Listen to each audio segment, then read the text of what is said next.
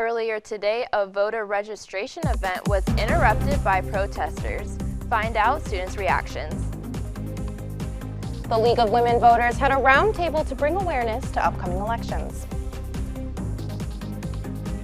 And if you want to see pandas in the zoo, you might need to hurry up. Where you can see these animals and why you won't find them in the near future. And if you have a pet of your own, be sure to celebrate this month's national holiday with them. More info about this celebration later on TV2 News.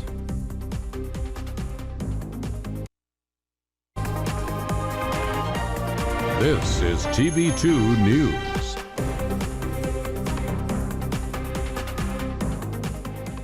Good Monday evening, Portage County, and thank you so much for joining us. I'm Nuried Hurtado. And I'm Dom O'Brien. We start our coverage tonight with the statewide Student Day of Action, where campuses across the state hosted events focused on voter registration and canvassing. Our reporter Skylar Edington was there and has all the details. Hi, Skylar.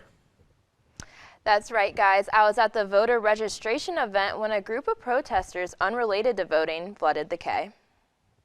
Ohio Student Association hosted an event on campus hoping to bring in more college voters. During the event, Christian protesters flooded the Ritzman Plaza, drawing lots of attention from students. The group held signs, some of which stating to obey God and don't go to hell. One sign went as far as stating that hell awaits members of several communities. Paul, one of the protesters, shared with me his thoughts. We are out here on behalf of the Lord Jesus Christ, fulfilling the Great Commission in Mark chapter 16, verse 15, that says to go into all the world and preach the gospel to every creature. Two students who were present shared their opinions on the protest. I'm a Christian myself. I'm with Grace Church down in Middleburg Heights. And this personally just intrigued me in the sense that, I see a lot of Christians out here trying to intimidate and scare people into believing in God when that's not what God called us to do. God called us to go and recruit people, but not in this manner. Ashanti M. shared with me why she came to the event, but also her concerns for safety during the protest, even with police on the scene. I came out today because I saw on the Snapchat story that people were holding those signs, and I wanted to make sure that they weren't harassing students, because my plan was to come out here and play cupcake to make them uncomfortable like they were making other students uncomfortable. And then I started to engage in conversation to see where they were at. Even though the OSA event was interrupted, they were still able to pull signatures. The voter registration deadline is October 10th. Reporting for TV2 News, I'm Skylar Edington. Thank you, Skylar. Well, if you didn't vote in the primary earlier in May, there are some new rules you need to know when heading to the polls. The first and the most important rule is that you must bring a valid photo ID. This includes an Ohio driver's license, a U.S. passport, a state ID, or a military ID. This does not include a social security card or a license from a different state. The Secretary of State said either way, there should not be an excuse to not go out and vote. The League of Women Voters held an event this weekend to help prepare Portage County voters for this upcoming election. Our own Erin Sullivan traveled to the event and has more details. Hi, Erin. That's right, guys. I visited the face-to-face event hosted by the League of Women Voters in Kent this weekend. This is just one of the many events they'll be hosting before this November's election. The League of Women's Voters in Kent gave voters an opportunity to meet candidates that will appear on this November's ballot. Voters had the chance to ask questions as candidates went from table to table at the event.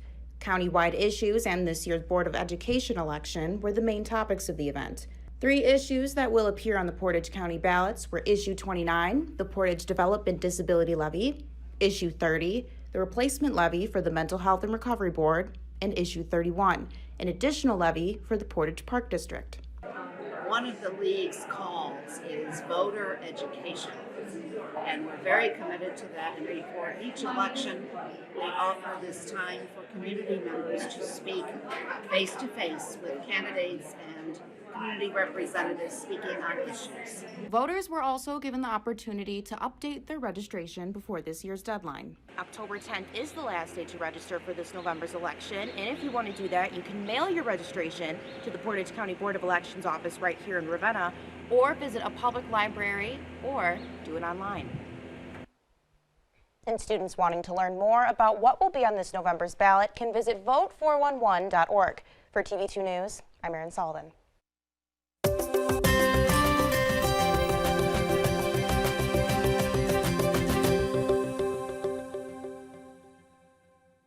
Hey there, Portage County. What's that? It's me, Nicholas Keller, with your Monday weather forecast. Currently in Kent, it's 78 degrees with a feeling like 70. Dew points at 58 degrees with the wind going north at 3 miles per hour. Humidity's at 53% and the visibility is at 9 miles.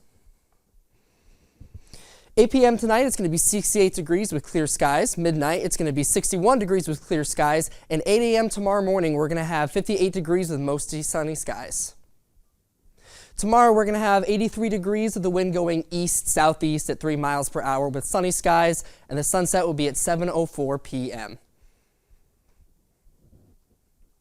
That's all I have for now, Portage County. But make sure you stick around for the rest of your forecast. Well, thank you. Ohio political map makers finally reached consensus last week on new state legislative districts. The Ohio Redistricting Commission unanimously approved the new maps, which are expected to be in place for the rest of the decade.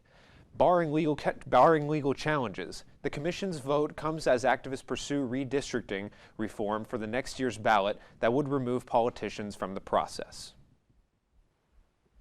160 people were arrested statewide after a week-long human trafficking crackdown.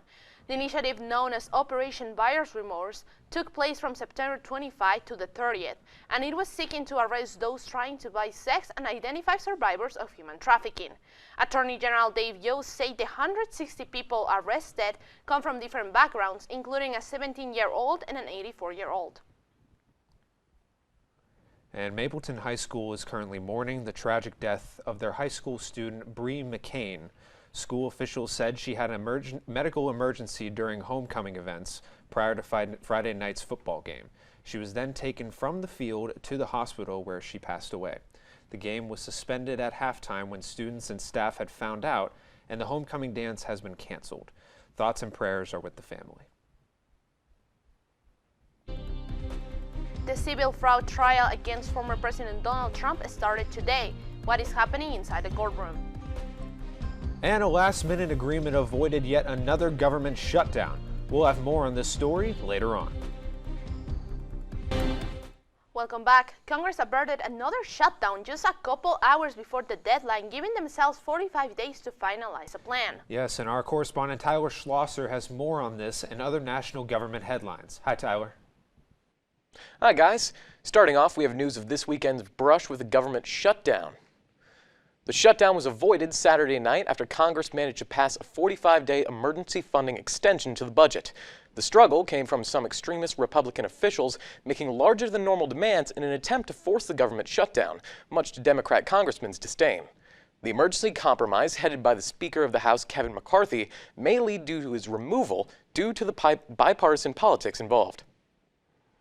While his supporters fight in Congress, former President Donald Trump fights his own battle in court. In a rare in-person appearance, Donald Trump calls a corporate fraud investigation against him part of, quote, the single greatest witch hunt of all time, end quote. In the past, former President Trump made it a practice to not appear in person for any kind of similar claim.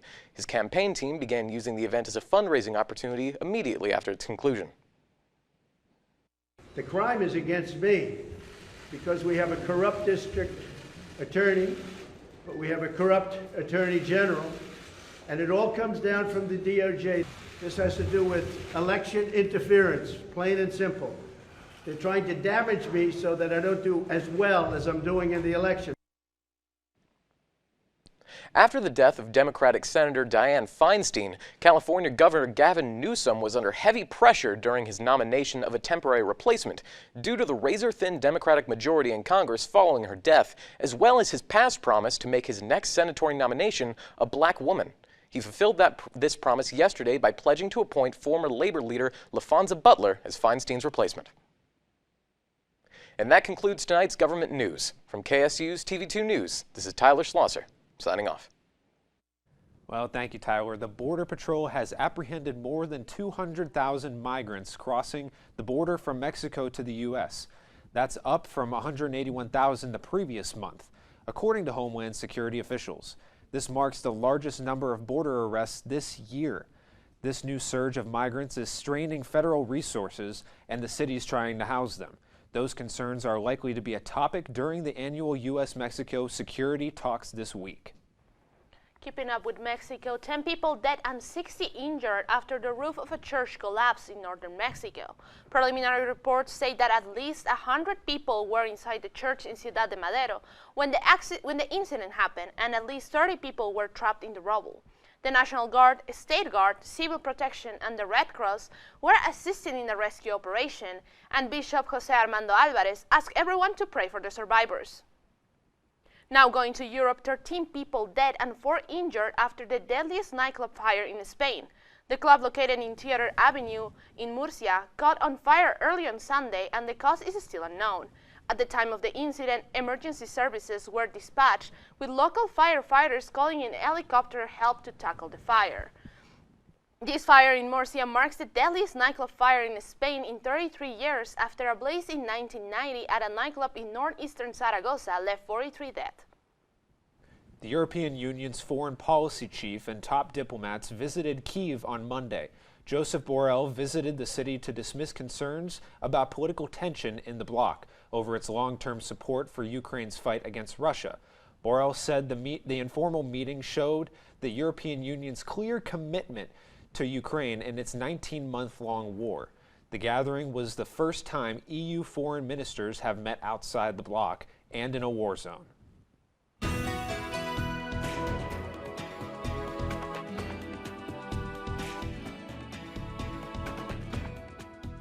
Welcome back to your Monday forecast, so you can stay informed before the storm. Let's jump right back in with currently in Northeast Ohio. Currently in Sandusky, 73 degrees, 80 degrees in Manfield, along with Worcester and in Canton. 73 degrees in Cleveland, 78 degrees in beautiful Kent, Ohio, 73 degrees in Ashtabula, and 80 degrees in Youngstown.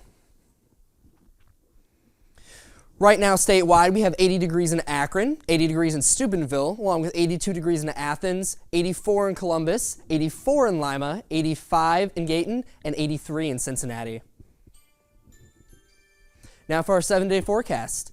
Tuesday, we have sunny skies with a high of 83 and a low of 56. Wednesday, we have mostly sunny skies with a high of 83 and a low of 62.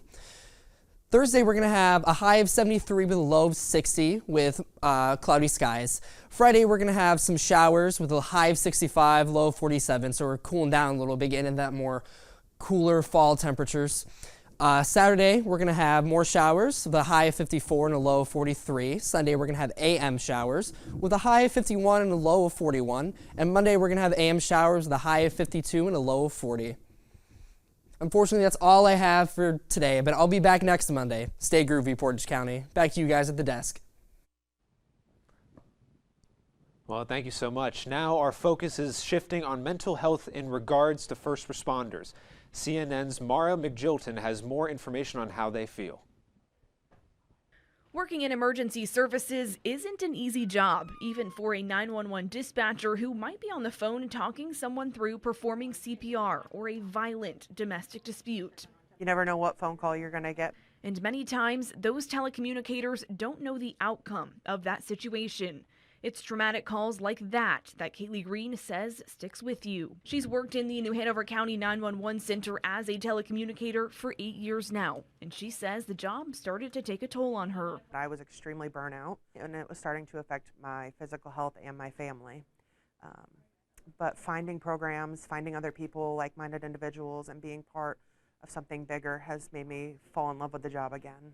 Hope Downs, the director of the 911 Center, says taking care of her team and their mental health is equally as important as those dispatchers helping our community. We've done little things like putting gaming machines in the break rooms or in the privacy rooms. Oxford University did a study years ago on first responders, which included telecommunicators, and found that after an incident, if sometime afterwards, if you go and play Tetris, you're less likely to recall the traumatic events. Something that might seem like a small change, but Green says makes a big difference. And those are really helpful after stressful incidents to be able to use our hands and get our minds off of things. The game specifically, because you're so focused on that your mind can take a relaxing break from what they were going through. It really is a team effort, And so they have to be able to work together to get through the day, and it's not always just taking the calls, it's just checking in on one another. Because Green knows how important that can be. There are some times after you've taken back-to-back traumatic phone calls that you just need a minute to recover. A bigger focus on mental health for first responders so they can better help you in an emergency. Now, more than 75,000 healthcare workers could walk off the job in what would be the largest healthcare strike in U.S. history. Unionized healthcare workers, including nurses and EMTs, are negotiating new contracts with Kaiser Permanente since their original contract ended Saturday night. If there's no agreement, the earliest strike could begin would be this Wednesday. Unionized staff are asking for increased pay, job protection, and solutions to fix labor shortages. The UAW announced the 11th hour tentative contract agreement on X, formerly known as Twitter, just 9 minutes before the union's contract was set to expire. This comes as the UAW continues its strikes against General Motors, Ford, and Stellantis, formerly known as Fiat Chrysler. It's the first time ever that the union has simultaneously gone on strike against all three of the companies at once. The walkouts began on September 15th. Zoos across the country are returning their pandas to China, and only one zoo has pandas in exhibition. Why they are doing it and which zoo still has them. Still to come, Baltimore versus Cleveland. Could the rookie get the job done for the Browns, or did the arch-rival Ravens leave with a win? Find out after the break right here on TV2. Hi folks, my name is Pat Sartor, and from NFL action to final farewells in baseball, as well as my pick for Monday Night Football, let's get the ball rolling. We start with KSU volleyball. It was an unfortunate loss on the hardwood for the Kent volleyball team. The ladies lost 3-0 to the rival Akron Zips. However, during the loss there was a bright spot. True freshman Logan Henderson had an impressive day on the court. She hit .421 and had 10 kills. Great work from the freshman, providing a standout performance amid the loss. The ladies will take the court next at home on Thursday against Eastern Michigan, as well as Friday against Northern Illinois. From the hardwood to the diamond, a legacy that will never waver in Northeast Ohio and really in the entire MLB universe. Terry Francona, the legendary manager who will soon be headed to Cooperstown, has decided to hang it up after 11 unbelievable seasons in Cleveland. Francona providing a plethora of unforgettable Cleveland sports memories, including the 2016 World Series run, making the playoffs in 6 of 11 years, 2 Manager of the Year awards, over 920 wins, and of course, that 22-game win streak back in 2017. Terry Francona, for Northeast Ohio, we say thank you. And now for the mess of things that was on the gridiron for Browns versus Ravens. It didn't start off good. Here we see from DTR a bobbled pass. That's going to be an interception. And then seemingly a little bit lazy here on the return, all the way down to about the 10-yard line. Nobody able to bring him down, as sets the Ravens offense up in a prime spot. And, well, they took great advantage of that. Very next play, what happens? Lamar Jackson touchdown run from the 10. That would be 1 of 2 from Lamar. And really, the defense did their best throughout this game, but what can you do when your offense provides no spark and keeps your defense out there the entire game long? There's the second rushing touchdown we saw from Lamar Andrews, and he's going to hook up with his buddy Mark Andrews here for 1, and he's got to have another one for Mark Andrews later in the game. No protection seemingly. They said we were going to come in and have many spies on Lamar. JOK, that was the position. Well, for them, I don't know if it was a tired defense or the game plan wasn't quite there, but the Ravens sauced and sliced it up throughout the entire day. You just saw DTR seemingly just not ready to play in this one, not really prepared, and his coachingness there, how Stefanski coached him up, was a little bit in question. Browns lose 28-3. And now for Monday night. It'll be a fun one here. Giants, we've seen them so many times on primetime, but tonight at 8:15, the 2-1 Seahawks will go against the 1-2 New York Football Giants at MetLife Stadium. The Giants coming in face injury to their star running back Saquon Barkley, so Matt Breida will have the start. The Giants have also lost 2 of their 3 games by more than 2 possessions. And with Daniel Jones at quarterback early on in the season, he's had some struggles and people have questioned his abilities. Geno Smith and the Seahawks will try to keep Kenneth Walker running through the defense, no doubt, as he and Tyler Lockett have been immense red zone targets and viability for the Seahawks. However, overall, I do see the Giants pulling this one out. Low-scoring game, kind of boring, but Giants win 23-17. Well, we'll look for more success from the Browns in the future, hopefully, and don't forget that Cavs season also on the horizon. That's all for sports. Happy birthday, Mom. Now back to the news. Thank you, Pat. The jackpot for the Powerball has estimated to jump up to $1.04 billion. More of the details following the monetary increase after this. One matched all 6 numbers in Saturday's Powerball drawing, so now the jackpot is estimated to jump to $1.04 billion. That would be the second largest jackpot this year, topped only by a $1.08 billion prize won on July 19. The lottery says 2 tickets did match enough numbers to score winnings of $2 million and 5 tickets won $1 million. The next drawing will be tonight, so you're still in time to get some tickets. A new month means a new celebration. The beginning of October marks National Pet Wellness Month. This is just a reminder to take steps to ensure your furry friend is healthy and well, so that it can live a long and happy life. Some tips in doing so include scheduling their annual checkup, talk to your vet about any breed-specific health issues, and consider getting them a dental cleaning. They need their teeth cleaned, just like us. If you want to see giant pandas in the U.S., you are running out of time. China is winding down its loans on the endangered animals to U.S. facilities. The National Zoo in Washington say it's returning its tree in December, and the pandas who delighted visitors at the San Diego and Memphis zoos are already gone. And soon, Zoo Atlanta will have the last giant pandas in the U.S. It says these twins will return to China earlier next year, and their parents will follow a short while later. Well, that's all the time we have for you tonight at 6. Thank you so much for joining us. And make sure to follow us on at TV2 News on social media at Kent Wired to stay up to date with the latest. I'm Dom O'Brien. And I'm Nuried. Have a great night, Portage County.